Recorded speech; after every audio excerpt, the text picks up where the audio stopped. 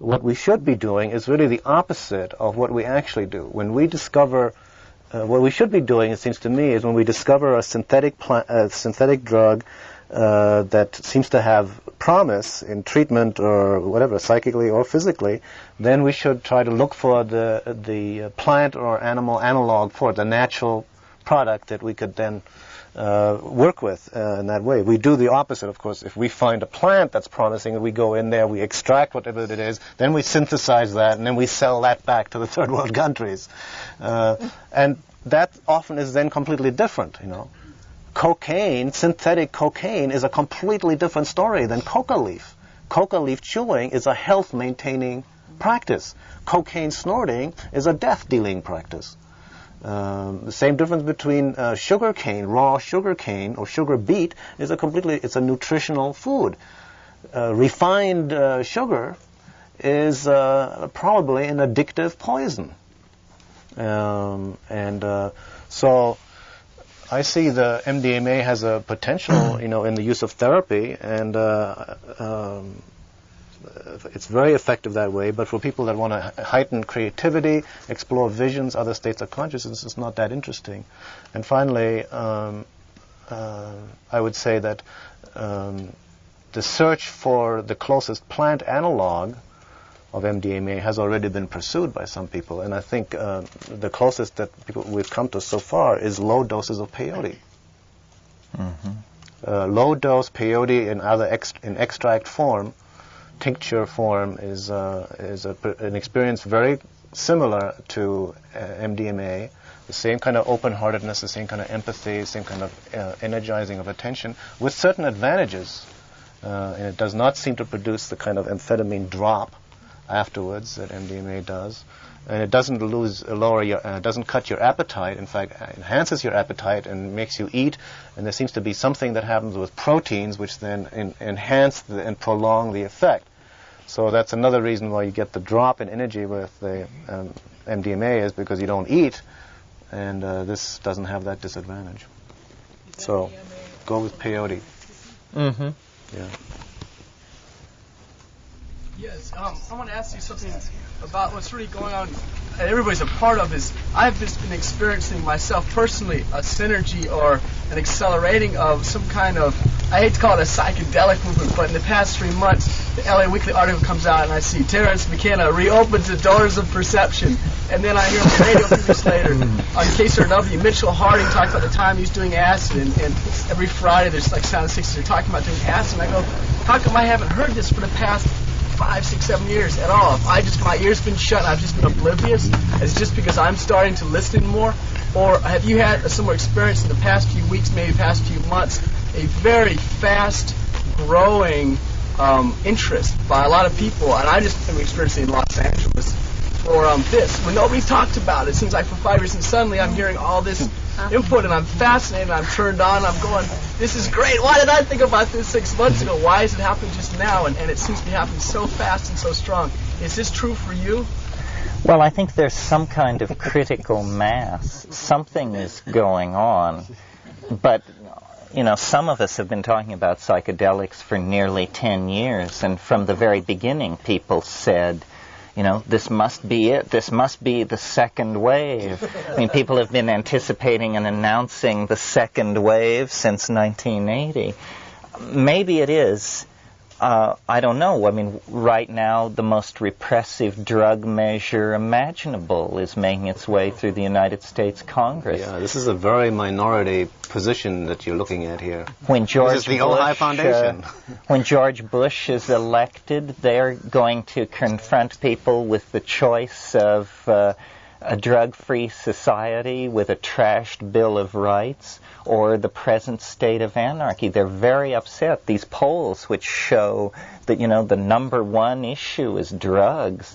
What a propaganda job you have to have done.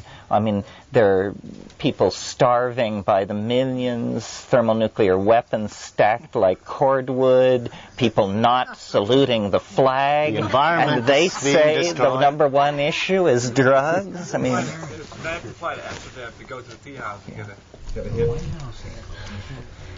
Well, they're doing the drugs themselves. Well, I think that's it. That the drug issue, which when Ralph, God knows after the 60s, but in the second wave, when I started talking about it 10 years ago, we were just trying to get psychotherapists interested in looking at these things in therapy.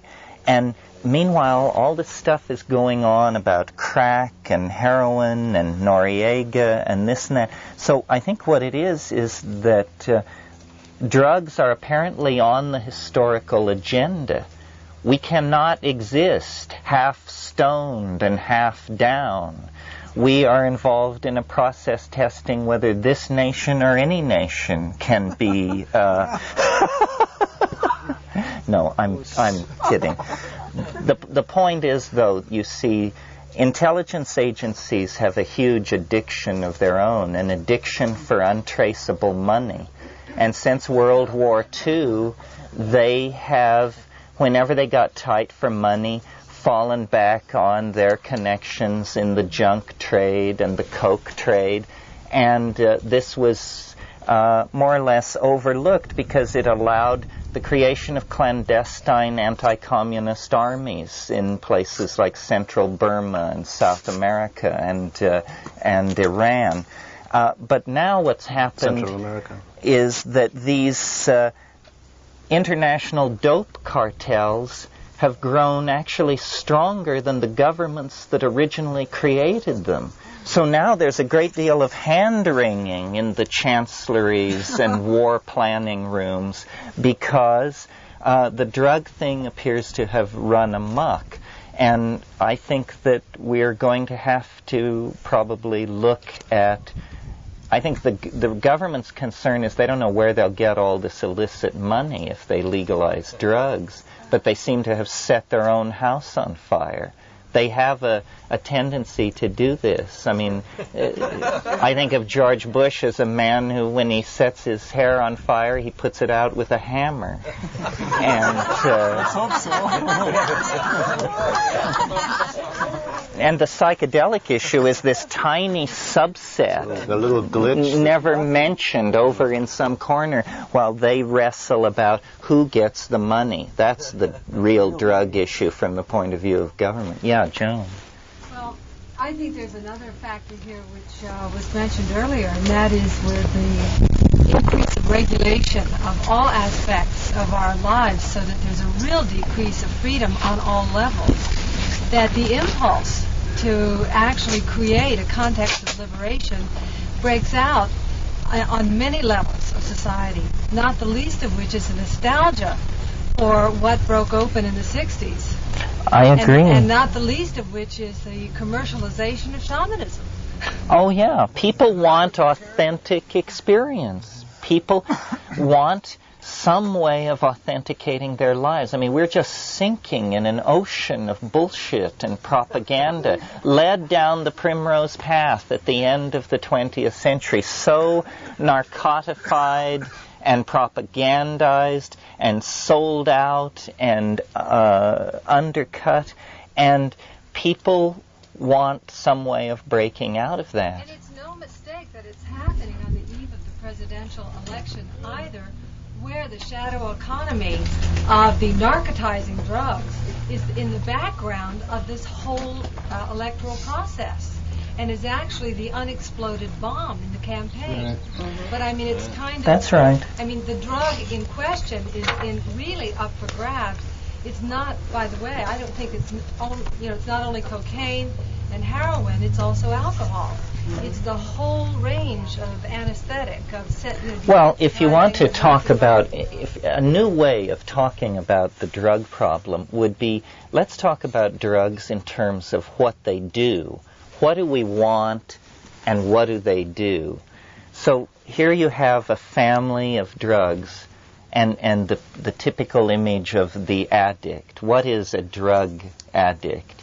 Well, it's a person who has an obsessive behavior pattern that is unexamined and that causes them to return again and again to the same source of stimulus or the same source of stimulus without ever cognizing the reason why. In other words, unexamined behavior is what is alarming about drug addiction, that people behave like they are obsessed. Well, on that scale, then the most powerful drug of the late 20th century is television and propaganda.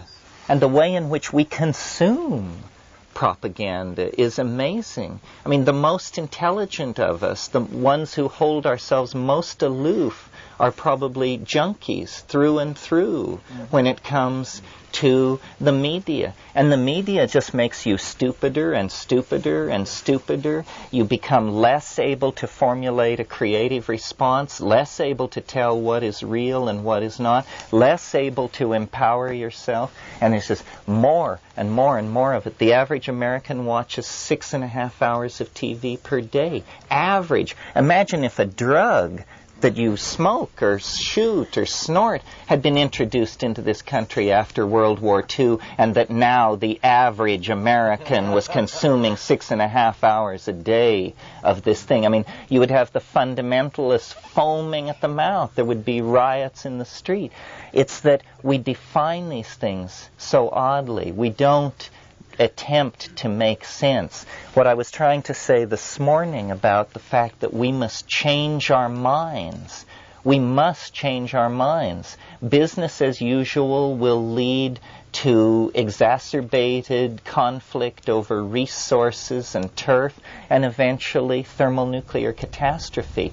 If the evolution of consciousness is not the way to solve the world's problems, then I don't know what it is. Well, the psychedelics were originally described as consciousness-expanding drugs. That was the phenomenological description of what they were. We need to intervene in our own psyches. We cannot afford the luxury of an unconscious mind that can throw up a Hitler or a Khomeini.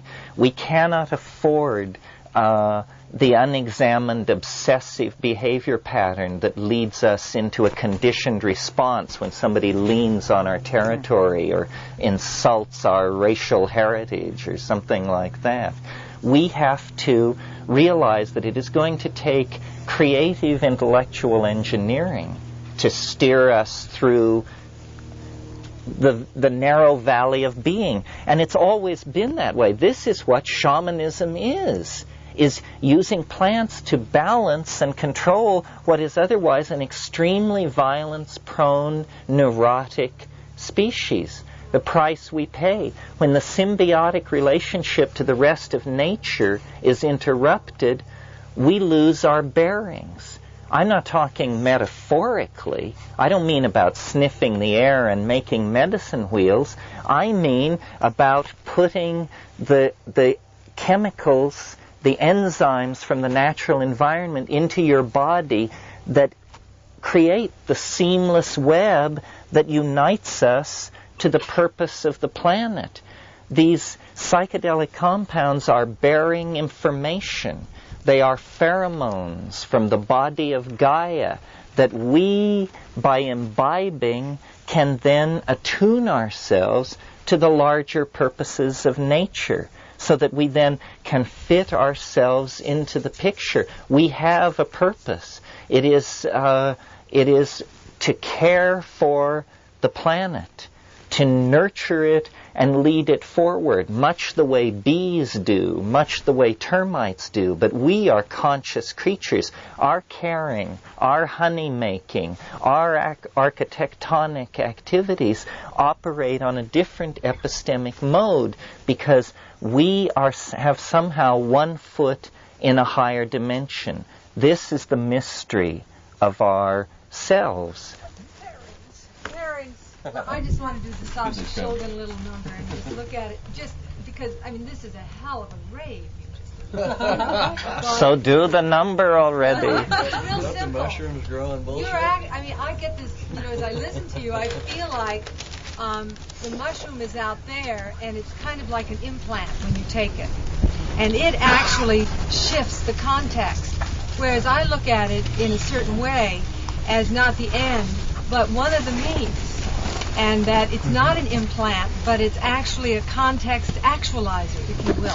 It actually opens, it's a biochemical key that opens a door to what's already there. Oh yeah, it isn't an implant. It's that if you're not stoned, you're down. And to glorify that in this Calvinistic way that this society does is to say, only the depressed perceive correctly. Only the despairing truly understand. Only those who have given up hope have recognized the real situation. That's Western civilization's message to itself. And it's just ridiculous. No wonder people are down. Look at the history of Western Europe. All these gloomy male dominator types running around with sword and tongs to exterminate all unorthodoxy, to push the goddess religions to the frontier. Priestcraft, beastly little priests. It was Voltaire, I think, who said, mankind will know no peace until the last priest is strangled in the entrails of the last politician. And,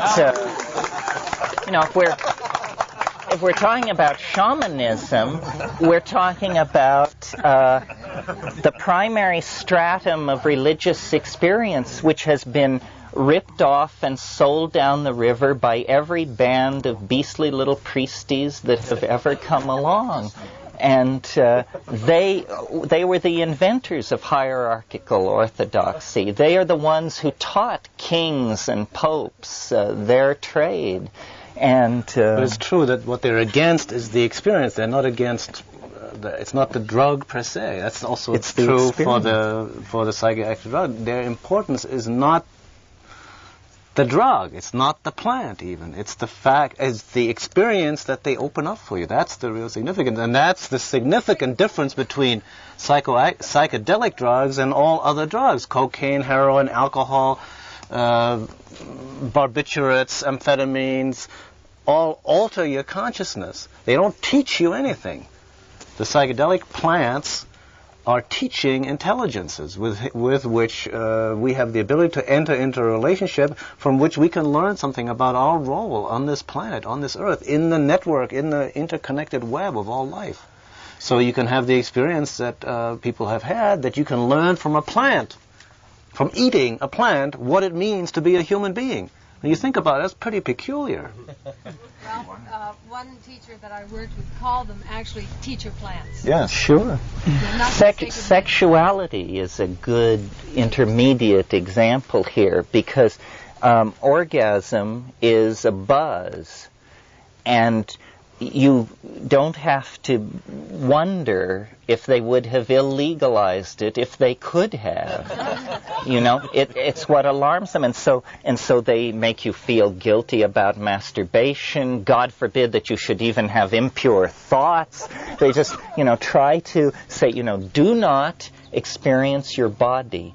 Do not elevate your mind. Do not touch anything which empowers you, which authenticates you, which unifies you to yourself and other people. All that is bad. We will tell you where God is. We will answer all questions.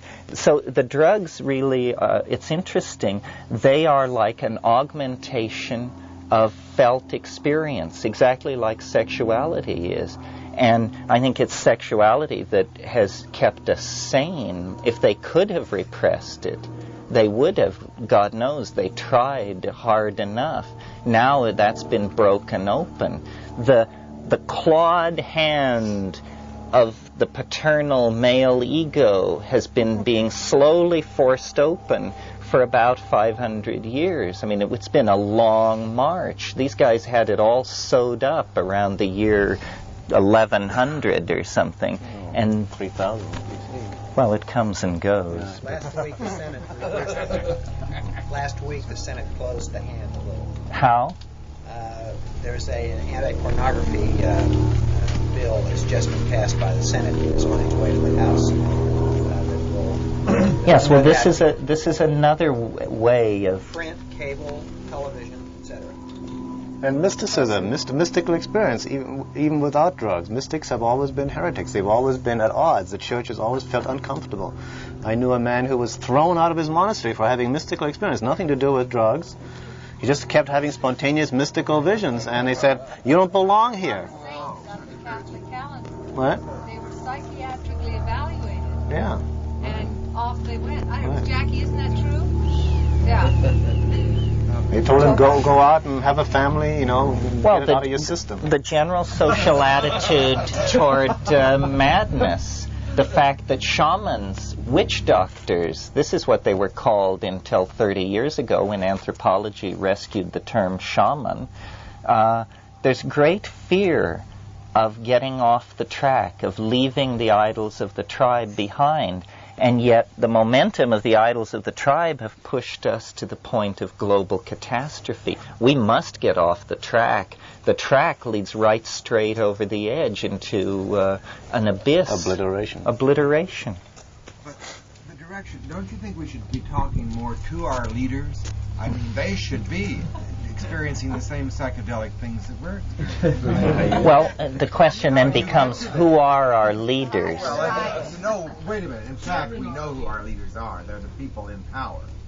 Well, but there's different centers of power. For instance, the people running things. Different kinds of leadership, too. Yeah, I agree with that. Well, I agree. I think that the managerial temperament is the one who has to be reached. That the people who control world banking, world commerce, the direction of scientific research, and I think these people can be reached. I think that to a degree greater than we tend to realize, they are our peers. It's a matter simply, I think you can convince anybody of the rightness of this position. I mean, well, I think I could. I can't imagine how you could flatten me. There is some interesting... For that reason, I worry that making it a mass phenomenon now, in some ways, will antagonize them and make it more difficult. Well, I don't think we're in any danger of making it a mass phenomenon. I mean, Tim Leary, in the great heyday of the 60s, talked to more people before lunch than I have talked to in my entire speaking career. I mean, he addressed crowds of 150,000 people. That's not the way to do it. I think Aldous Huxley had a much better notion, which is to reach the people who are themselves catalytically active in society. And to me that means the writers, producers, designers, choreographers, artists, teachers, politicians, but they have so much, they're so nervous. They will be the last to join. But for instance, bankers, the people who own the world need to be convinced that their investment is threatened. That will sober them up. And I think they are. I think the greenhouse effect, once we get this summer into the bag and the world statistics are jotted up and we see how many billions of dollars the greenhouse effect cost people who own the cereal producing lands of the Western Hemisphere, they meet. They're concerned. I think the turn is on. H.G. Wells said, history is a race between education and catastrophe. Well, it's neck and neck in the home stretch, but I don't think anybody should tear up their ticket and toss it in the air. One interesting thing that's happening, too, is that people are now, this economist, Michael Phillips, for example, has made this interesting prediction that the 90s, there was an interesting parallel between the 1960s and the 1890s.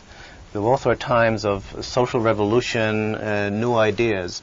But those ideas didn't really get into legislation until the teen years, which would be 30 years later, when then the people that were the teenagers and early adults during that time of social upheaval become the majority in Congress. See, we had, in the 60s, we had, the social and the sexual and the ecological revolution, and we even had legislation like the EPA and so forth, but they all get watered down.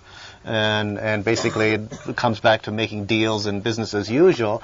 But by the 90s, he's predicting, again, we will have the 60s baby boom generation will be a majority in Congress, so that is a time when they think that there will be a legislation passed that will put teeth into a lot of these movements, including the environmental thing, which is, forcing itself on everybody's attention anyway. So I think there are some helpful signs in that direction. Nancy's halfway there with astrology. I mean, from psychedelics. Politics makes strange bedfellows. Well, I'd like to say something about the high school. I take LSD and various psychedelics with a lot of high school children. And I've been scapegoated by the police in various communities as a threat of corrupting the morals of their children. And I have been in 2 torture chambers.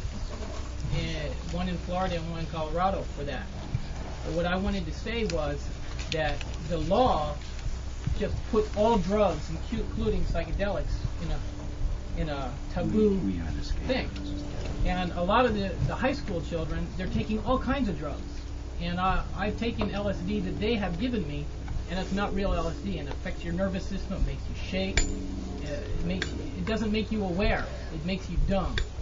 And but they're buying LSD in high school anywhere from $2 to $8 a dose, and it's not real LSD. And I turned them on to real LSD, and they love it. They play around with computers in class on real LSD that I've given them. And well, you're a real menace to the youth. But you're right. They get great grades from real LSD. So what I'm saying is that somehow there has to be a real LSD distributed, real psychedelics distributed. Well, what there has to be is an uncorruptible source of psychedelic experience. Yes.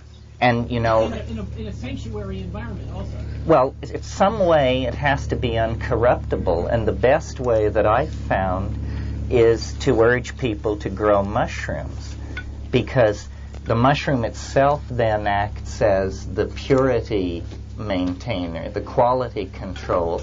You can see what it is. When you have LSD in front of you, you have a little piece of paper or a little piece of gelatin. Who knows what this is, And some way to extract the drugs from the market economy. This was what undid the 1960s. Some people got high on LSD, and other people realized you could make a fortune on it. And once that realization hit home, it was all she wrote.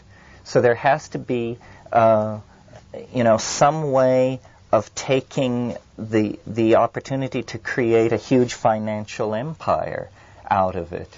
And how this is done, I'm not sure. But the simplest solution, I think, is grow your own and depend on nature. Nature is a bountiful storehouse. This is where these things come from. And grow or gather. Grow or gather. Somebody over here. We haven't done much over here. This late. This question is for Terence. Can you speak a bit about your experience in some of the older societies you've lived in, and the relationship between visual artists, artisans, object makers, and shamanism? Could you repeat the question? Shall I repeat your question? The question was, could I speak about the relationship of artists to shamanism in some of the more the pre-literate Amazon societies that I've been in? Well, I think people have the notion about tribal people that their life is very hard. In some environments and some situations it is, but people try everywhere to create leisure for themselves and to have an opportunity for aesthetic expression. In psychedelic societies, everything is art. I'm thinking particularly of, for instance, the Shipibo in their classic expression. The Shipibo are an Amazonian tribe. They cover every utilitarian object with design. everything is an expression of the images of the internal world, and language and puns and this sort of thing become very important. Life, when you have nothing, life is easily transformed into art, because there's a how-ness about everything. How you make a fire, how you cast a pot, how you cook a monkey. Everything is a paradigmatic activity, meaning everything is traditional, everything has been done millions of times before in the way that your people do it. And so the individual is seen almost like just the cutting edge of the ancestral energy. And they even have the concept of what they call the way of the ancestors. And so you'll be doing something like sharpening a stick, and someone will come up to you and say, "Don't do it that way. We do it this way.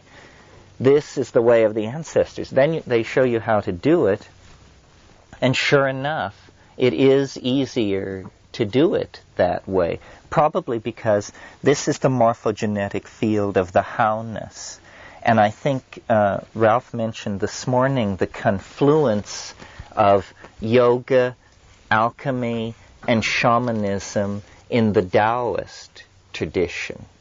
And I think it's worth stressing that, because to my mind, Taoism is the most refined ideal of human existence. It is open-ended. It always yields to a good laugh.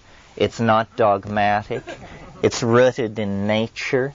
It sees the world as shells of energy that can be manipulated and cultivated.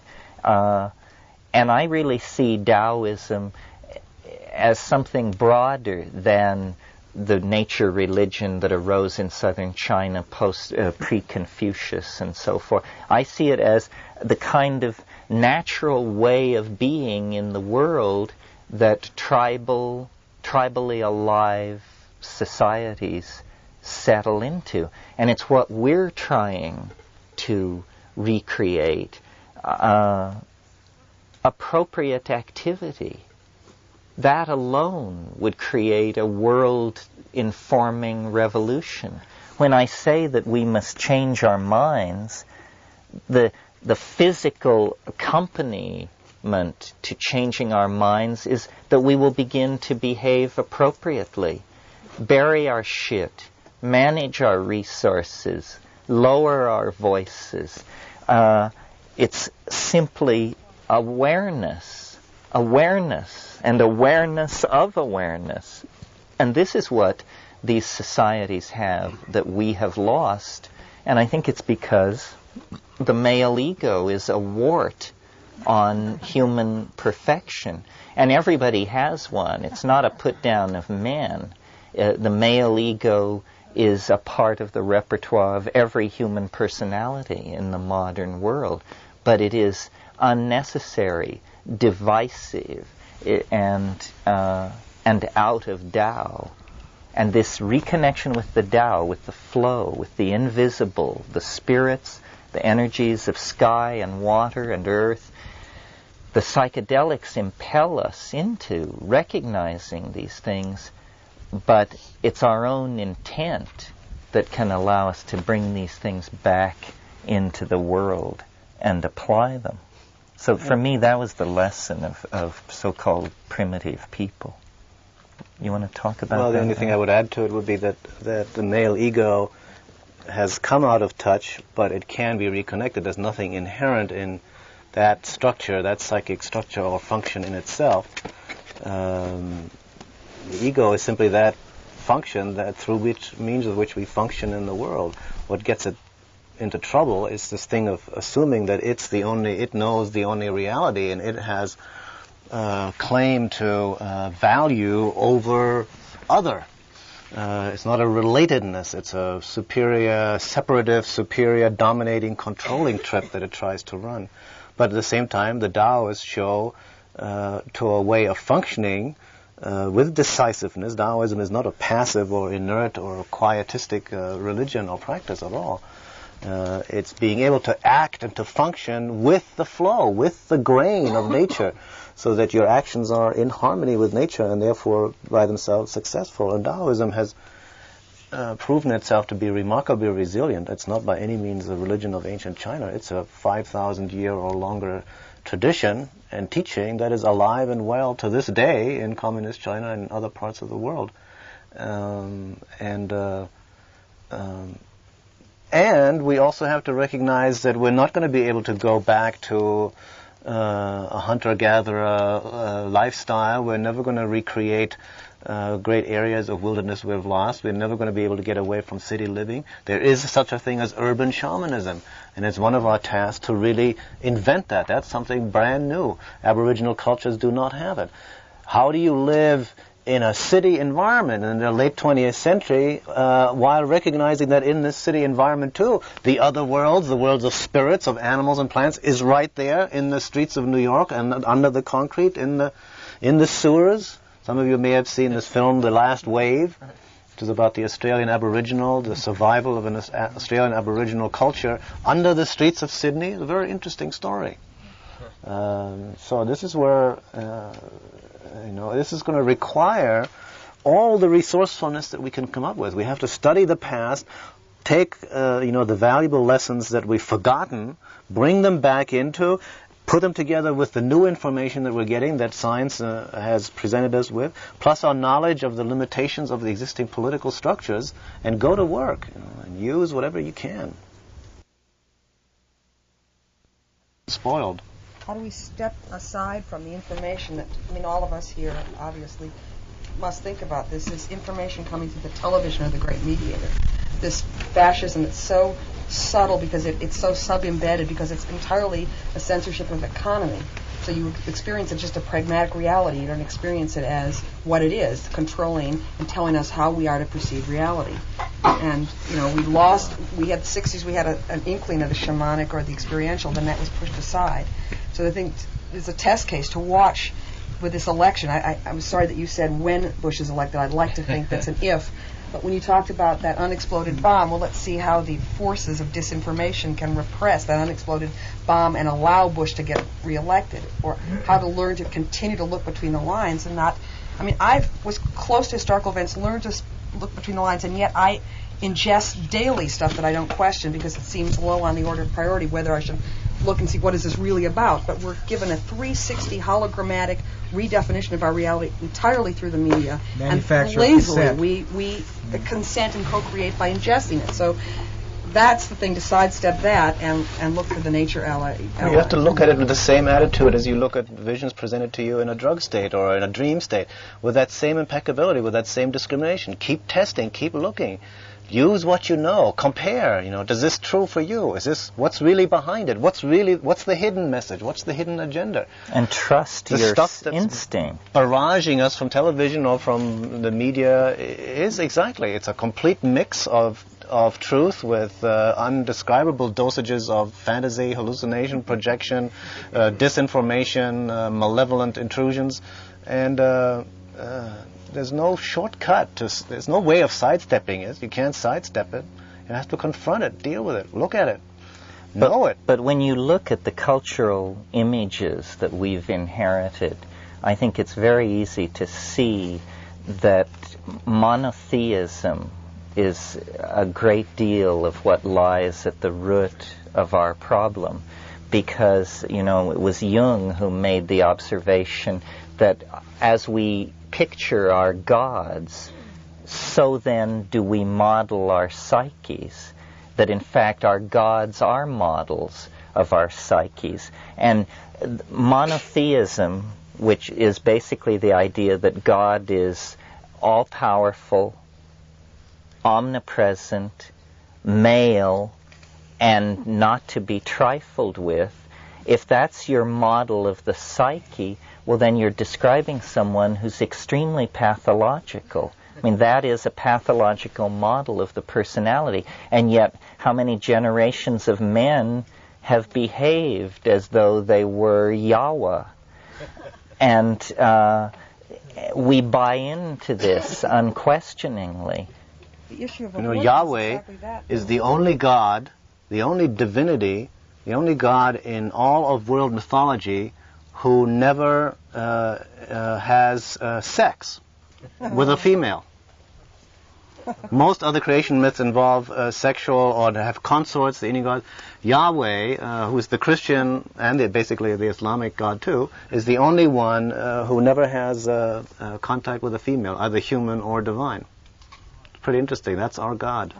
I'm just going to say this thing about abortion. Yeah, It's back the there, something. the metaphor that you'd say that man's law would be stronger than the laws of nature, that women experience stringently as the doors open and close of birth and death, and that man would impose himself on the doorway between nature through the woman's body to creation. That's the final metaphor. Well, that's omnipotence. Yahweh. Yes. Omnipotence. We can interfere with anything. We can do anything. Back there, Back here somewhere.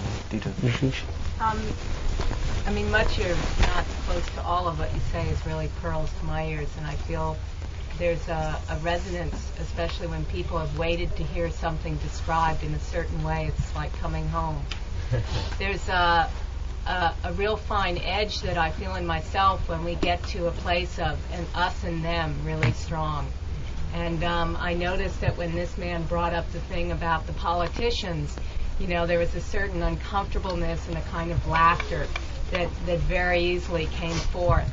And I know that in my work with the nuclear waste issue, it's very easy to get in this almost victimized role. It's like someone else is doing it to us.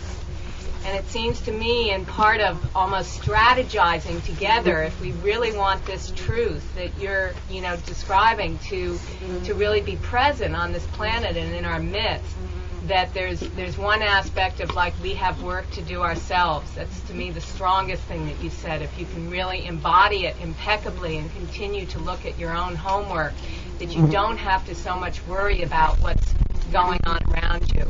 But there's another place where it seems to me we do have to worry or be concerned or care for what's going on around us. And in being impeccable on that level, it seems to me that some of the mind change has to do with this shift of us, them, and seeing them as the enemy and us as the victim. And I know that in the nuclear work, one of the strongest things we did was to take a group of people down to Westinghouse, down to where they're supposedly burying the waste in the ground, to see that the people that have taken on this job are actually, they really believe they're doing the right thing, and they really believe that they're doing it for us. And to almost from that place of common ground start trying to share this information. So I'm wondering in terms, I guess I just really felt personal need to comment about that in face of this us-them place that we can get into, and to see if you have any comments about our impeccability in terms of dealing with this situation correctly. Thank you. Yeah, well, I don't really think in terms of us and them. I really resist paranoia. I don't believe in conspiracy theories, or I don't believe that anybody is running the world. I think it has a life of its own. I think that I agree with you. The major task is the task of working on oneself, but not entirely to the exclusion of social responsibility. The major contribution most people can make in the theater of social responsibility is clarity of thought and intention. The general tone of the discussion arises out of the quality of the people participating in it. And you can reach most people if you will start with something that they're familiar with and then try and lead them out of it. I mean, I'm amazed in all the years that I've been talking about the things that I talk about, I have never been heckled, ever. No one has ever stood up quaking with righteous wrath and quoted chapter and verse or denounced me. And It's because I will argue with anybody unto the 9th hour, if necessary. I really think that the best ideas will come to the fore, and that there are no evil people. There is no group that with